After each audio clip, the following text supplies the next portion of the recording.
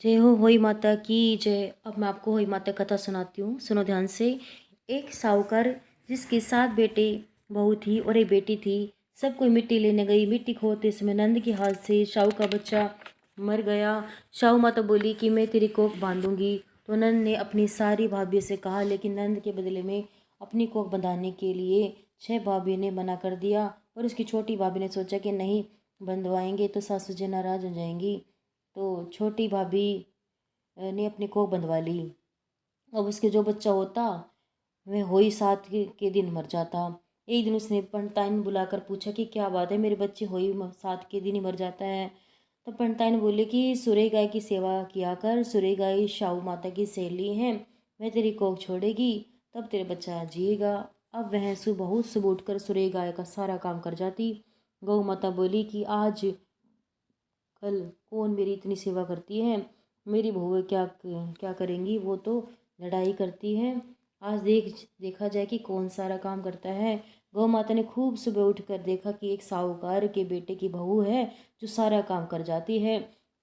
गौ माता बोली कि तुझे किस चीज़ की इच्छा है जो तू मेरा इतना काम करती है, मांग, क्या चीज़ मांगती है। तब साहूकार की बहू बोली, मुझे वचन दो। गौ माता ने उसे वचन दिया।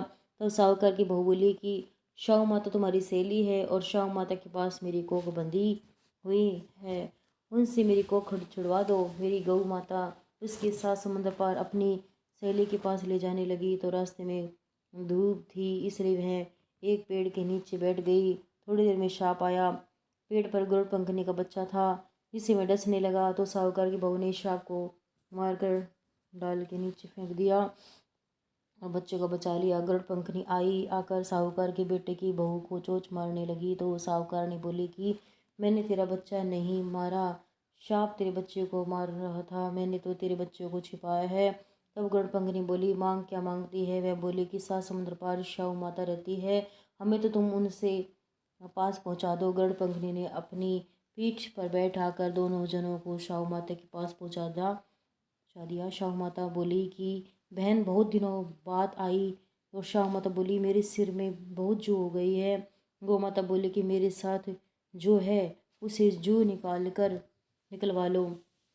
तो साहूकार बहू ने उसकी सारी जू निकाल दी। शाहू माता बोली कि तू मेरी बहुत भलाई की, तेरे 7 बेटे 7 बहू हो। वह बोली कि मेरे तो एक भी बेटा नहीं है, 7 बेटे कहाँ से होंगे। शाहू माता बोली, क्यों नहीं होंगे। तब वह बोली कि मुझे वचन दो। तो शाहू माता बोली, वचन से वचन ये वचन उको तो धोबी कुंड पर कंकरी हो। जब साहूकार की बहू बोली, मेरी कोख तो तुम्हारे पास बंधी हुई है।